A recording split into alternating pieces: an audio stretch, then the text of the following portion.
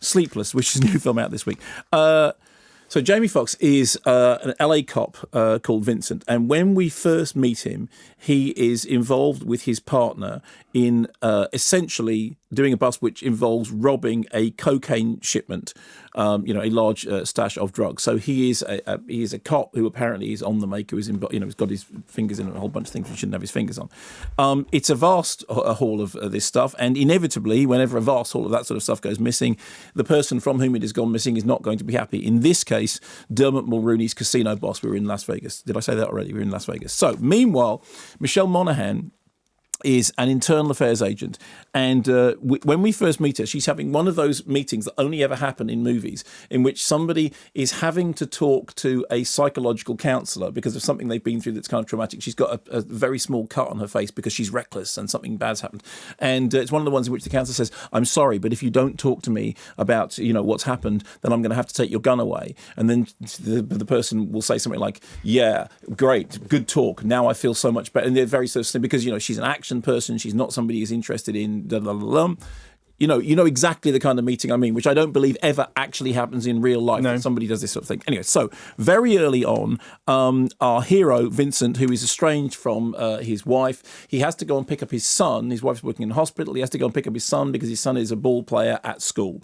And he has to go and pick up his son and take him to the ball game and then wait, and then there's an argument about who's going to bring him home. But inevitably, whilst he is on the way there, their car is carjacked and the son is taken by one of the people involved in the, where are my drugs thing. So everybody then has to converge on this kind of casino cum hotel in the middle of downtown Las Vegas, where we have the crims, the cops, the bad guys, the are they bad or are they good, the internal affairs, the police, all sort of, running around, all searching out for each other, all double-crossing each other, whilst all the time attempting to convince his wife on the phone that everything is fine and nothing untoward is going on. Here's a clip. Hey, D. Where's Thomas, Vin? It's okay. No, his coach called and said he missed the game. Where is he? Yeah. Well, he took off a little while ago, but I think I know where he is. I'm going to get him right now. He took off? He'd never miss a game. Look, T and I had a little fight, so I think he's just punishing me right now. What kind of fight, Vin? I don't know. He was just being him, And I'm sure you were just being you. Yeah. Look, at the end of the day, I told him no, he couldn't do something. He got pissed off, he took off, so I think I know where he is. I'm going to go get him right now. Find him. Remember we had an email last week from somebody who had written in to say that they had seen a film and their enjoyment of the film was spoiled by the fact that the score had been telling them at every moment what it was that they had to think about something. Do you remember that? Yep. And I said that I had been speaking to Anne Dudley, who'd been talking about how much more difficult it was to do a comedy score that doesn't go quack, quack ups, that doesn't tell you that this is the funny bit. Just listening to that clip, and it hadn't occurred to me so much while I was watching the film, that is definitely one of the things when this conversation needs to be tense, therefore the score is going 10 cents, 10 cents, 10 cents, 10 cents, dun dun dun dun dun dun, 10 cents, 10 cents, 10 cents, dun dun dun dun dun dun, 10 cents. And that's essentially the register of the film, is that while you've got all these disparate characters and they're all, for a large proportion of the film, they're all chasing around the same building, which has got, upstairs, downstairs, in my lady's chamber. It's got a, downstairs car park, it's got a lift shaft, it's got bedrooms, it's got offices, and they're all in different places. They're in the bathrooms, they're in the bedrooms, they're in the gambling casino, but they're all sort of following each other around. So the best way of thinking about it is, do you remember that Brian De Palma movie, Snake Eyes? Okay, so it's a Brian De Palma movie called Snake Eyes, which is a sort of, it all plays out in something approaching real time, all within a casino, and it's all sort of voyeuristically seen through cameras that are watching the central character.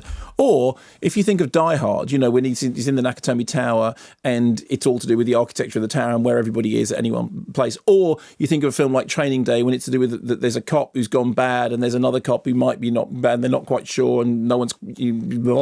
Well, imagine all three of those films all stuck together, but then all the things which individually made them distinctive and interesting taken out of them, and basically what you're just left with is the shell of an idea of a central place with a lot of people running around, chasing each other, double-crossing each other, with some perfectly well executed action sequences. I mean, there's stuff that goes on, downstairs in the car park, which is, put together with a certain degree of panache and pizzazz. But all the time, what you get is the sense that Jamie Foxx and Michelle Monaghan, both of whom are really, really good stars. Both of whom are people who have done very good work in the past and have been, fairly charismatic in the past, really sort of stomping very heavily to make you think that there is more going on than perhaps there actually is. And you get people like Scoot McNairy. Scoot McNairy, I think, is a really terrific actor. We've seen him, before in loads of things. He does, he does small budget movies, does big budget movies, and he's the guy who's kind of even more scary than Dermot Mulroney's mob boss.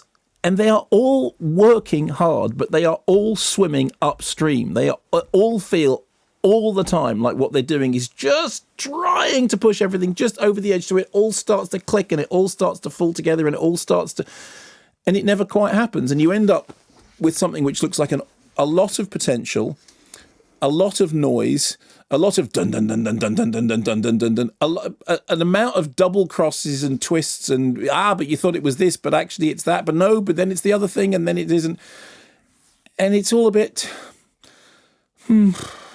Yeah, okay, fine. Really? And there are a couple of big twists, big reveals that literally when they happen, you go, I know.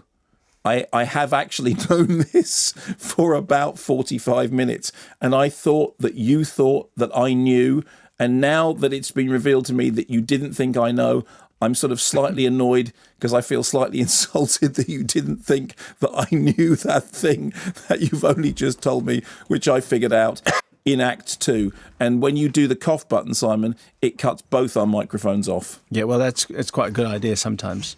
Okay. So, ho and indeed hum.